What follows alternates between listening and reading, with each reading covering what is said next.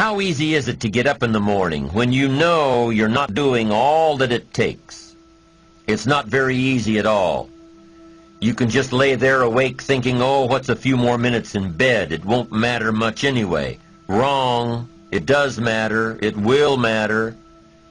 Now, how easy is it to get up in the morning when you're pouring it on, doing the best you can, anxious to get going, make progress toward your dreams? It's a whole different story. When you're resting to renew your reserves, it's much different than resting to avoid your day. When you're psyched up and excited for your life, when you're excited for what you've planned to accomplish for the day, it's amazing. You'll wake up before the alarm clock even tries to startle you awake. Your successes fuel your ambition. Your successes give you extra energy. Your successes pave the way for more successes. It's the snowball effect. With one success, you're excited to meet another, and another, and another. And pretty soon, the disciplines that were so difficult in the beginning, the disciplines that got you going, are now part of your philosophy. How do you know when you're successful? Do you have to be a millionaire? No. All we ask of you is that you earn all you possibly can. If you earn $10,000 a year and that's the best you can do, that's enough. God and everything else will see to it that you're okay. The key is to just do the best you can. If it's $10,000 a year, wonderful. If it's $100,000 a year, wonderful. If it's $1 million a year, wonderful. It doesn't matter $10,000 a year or $1 million a year. It doesn't matter as long as you've done the best you possibly can. Earn the most you possibly can. Be the most you possibly can. And here's why. The essence of life is growth. The essence of life is growth, to do the best you can. And here's what's interesting. Humans are the only life form that will do less than they possibly can. Humans are the only life form that will settle for less. Every other life form except human beings strive to its maximum capacity. How tall will a tree grow? Approximately. As tall as it possibly can.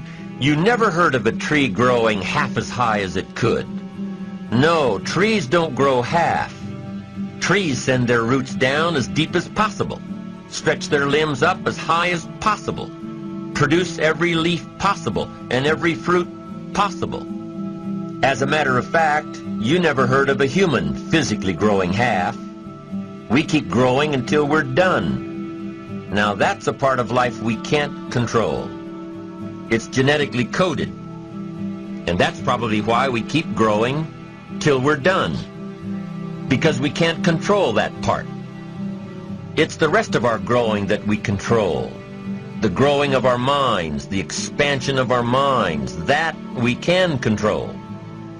And that's what tends to get away from us. All life forms inherently strive to their max except human beings. Now, why wouldn't human beings strive to their maximum possibility? Here's why. Because we've been given the dignity of choice. It makes us different than alligators and trees and birds. The dignity of choice makes us different than all other life forms. And here's the choice. To become part of what we could be, enough to get by, or to become all that we can be.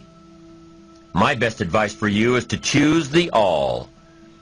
Earn all you can, make all the friends you can, read as many books as you can, develop as many skills as you can, see as much as possible, do as much as possible, make as much fortune as possible, give as much of it away as possible. The max. There's no life like it. I'm telling you, once I got on track, I've never looked back. Pick up the challenge. Go for it. Take the best of the two easies. Take the route of it's easy to get ahead. It's easy to do all you can. It's easy to succeed. It's easy to have financial freedom. The more you do, the more you get. So the two primary benefits of positive reinforcement are, number one, to build good habits, and number two, to create more energy to fuel your ambitions, your desires, your achievements. How can you isolate what's working for you and what isn't? How can you make sure that you are reinforcing your positive disciplines? Well, if it isn't apparent, easy to see right away, if what you're doing is happening in such small increments that you're not sure if you're on track, then you need to be writing it down. You need to keep a journal anyway. But if you really aren't sure that what you're doing is making measurable progress, you need to keep a written record.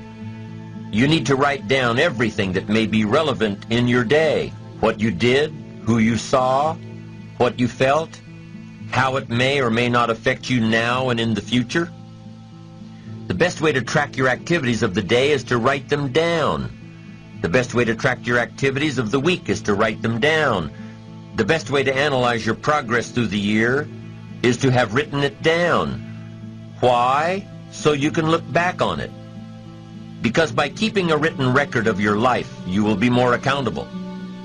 By putting into writing the action steps that you have planned, you will easily see what works and what doesn't. Most people just try to get through the day, never writing anything down, never keeping track of their progress along the way, never really knowing if they are doing all they can to reach their goals, to drive their ambition. But gifted people learn to get from the day. They don't let a day end without picking up some valuable experience, some emotional content, some idea that may positively affect their future. To get the most from a day, to learn the most from a day, you need to be able to reflect on the day. And how can you reflect on a day unless you record it in history?